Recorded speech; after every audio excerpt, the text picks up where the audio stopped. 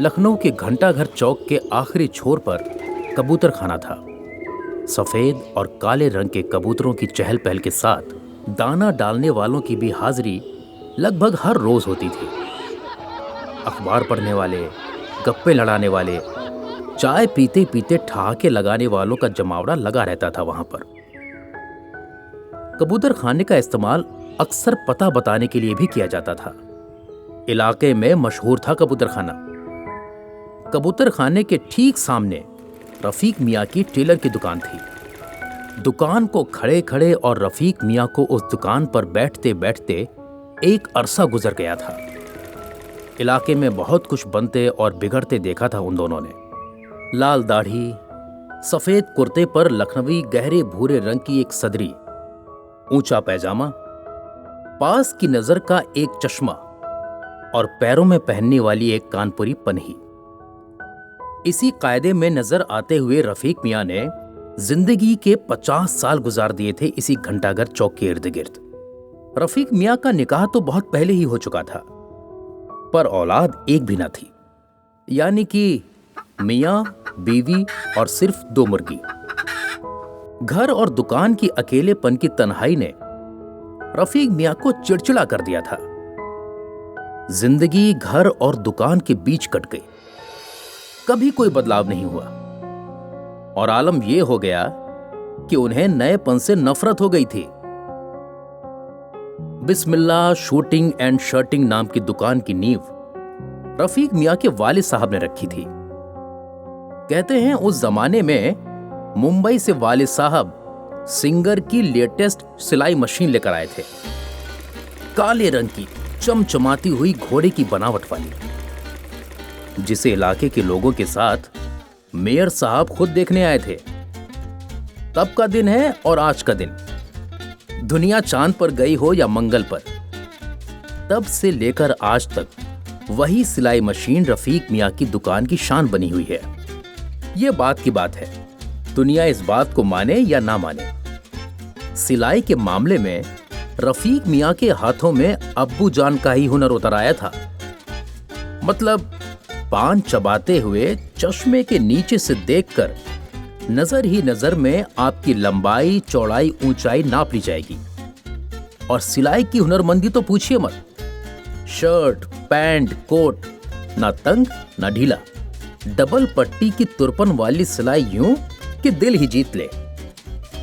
बुजुर्ग और अधेड़ उनके पास चिकनदार कुर्ते का कपड़ा लाकर दिलीप कुमार वाली डिजाइन की डिमांड करते, तो नौजवान बेल बॉटम पैंट और अमिताभ बच्चन छाप चौड़े कॉलर वाली शर्ट की।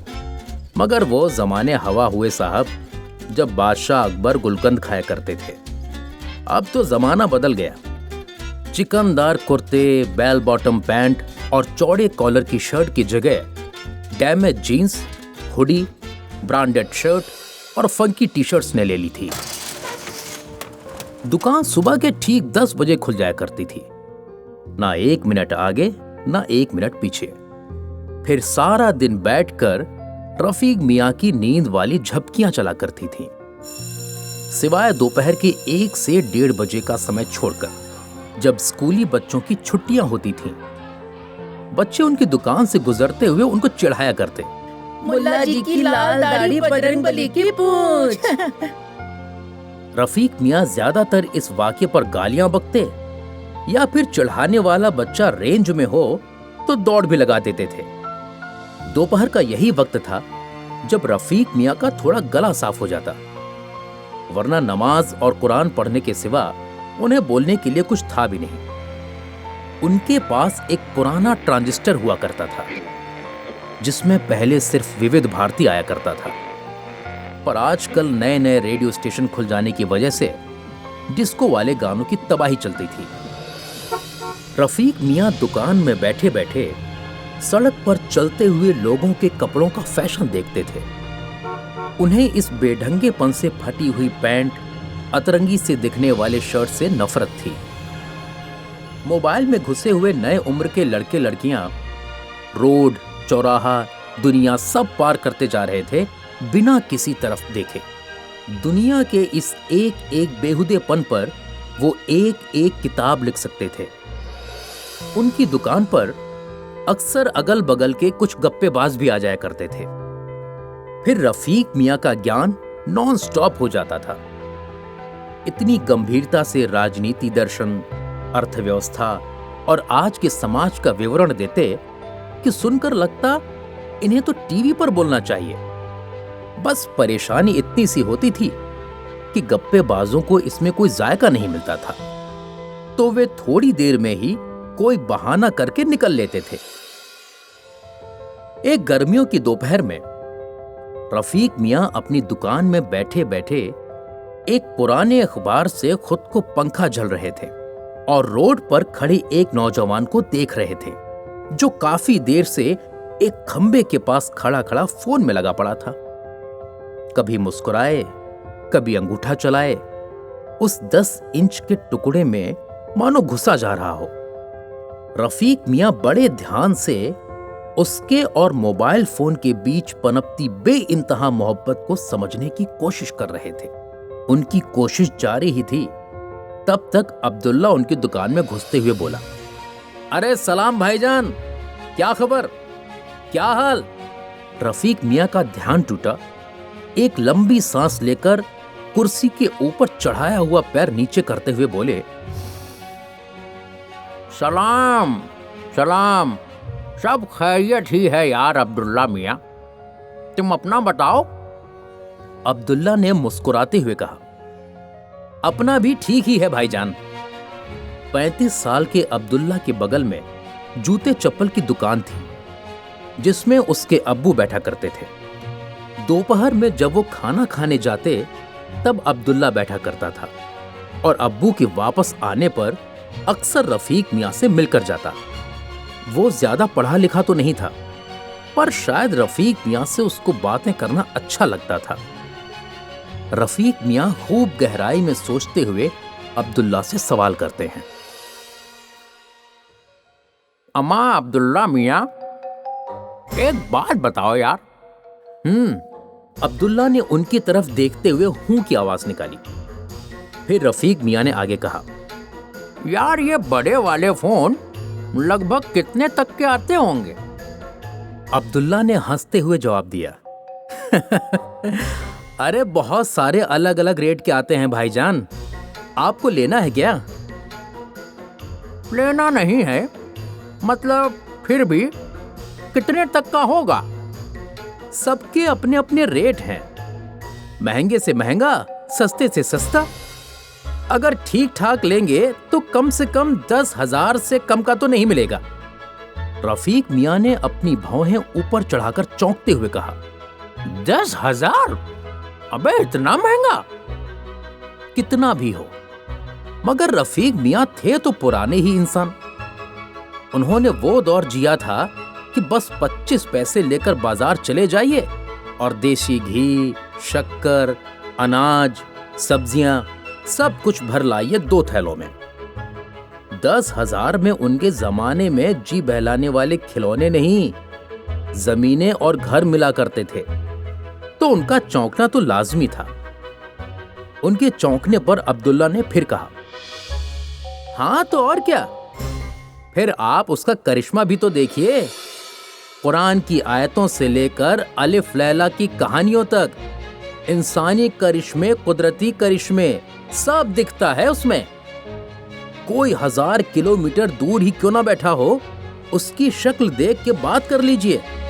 अरे भाईजान, खुदा के करिश्मे जैसा ही है ये मोबाइल फोन।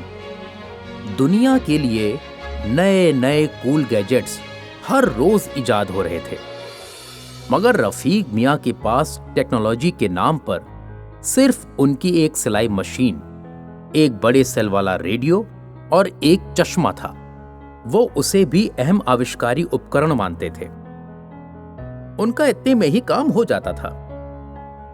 अब्दुल्ला ने फोन की खूबियां गिनवा दी तो रफीक मियां को उसका फिजूल होना भी साबित करना पड़ा। आज तक वो यही तो करते आए थे, तो आज कैसे खामोश रह जाते? अपनी कत्थई से नारंगी हो चुकी सफेद दाढ़ी पर हाथ फिराते हुए सोचकर बोले, अब्दुल्ला, तुम जैसा सोचते हो वैसा नहीं है। अरे बला जैसी है ये आफत। इसमें झांकते झांकते रोड पर चलिए और सामने से आती तेज रफ्तार की किसी भी गाड़ी के नीचे आ जाइए। और क्या, अरे इसमें से किरणें निकलती हैं, रेडिएशन वाली। बताने वालों ने बताया है, कैंसर, दिल की बीमारी और ना जाने क्या क्या आफत आ जाती है इससे। भाईजान, माना थोड़ा बहुत नुकसान हो सकता है, पर फायदे भी तो देखिए। रफीक मियां थोड़ा तैश में आ चुके थे। वो बोल पड़े, अरे कुछ फायदा नहीं है।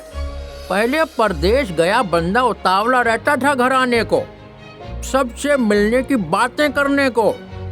वो बचा ही नहीं। अब जिसकी जब मर्जी हुई फोन कर लिया।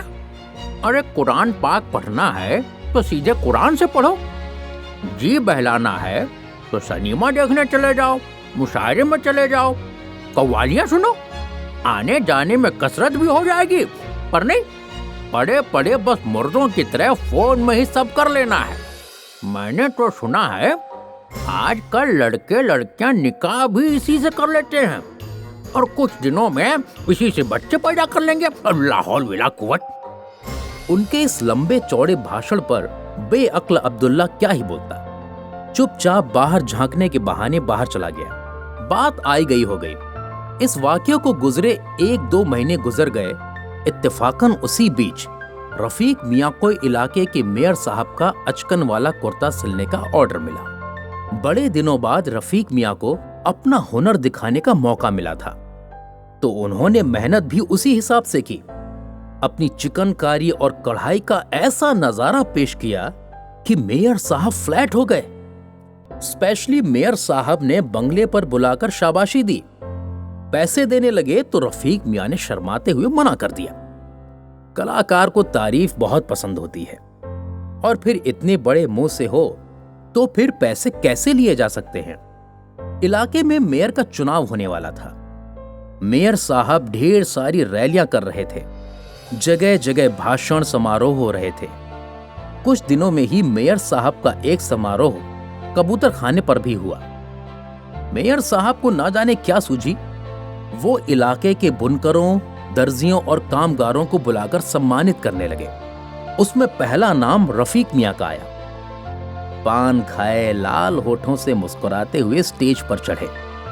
पहले तो उनकी तारीफ में मेयर साहब ने कसीदे पढ़े। फिर उन्होंने तोहफे के तौर पर एक सैमसंग का नया बड़ा वाला फोन दे डाला। ये क्या, अब मेयर साहब के तोहफे की तौहीन तो नहीं हो सकती थी, तो रफीक मियां उसे किसी सौतन की तरह अपने साथ ले आए। बंद डिब्बा दुकान में ही पड़ा रहा 1-2 दिन। फिर पता नहीं कब अब्दुल्ला ने उसे खोला, कब उसमें नई सिम डाली और उसे चालू किया।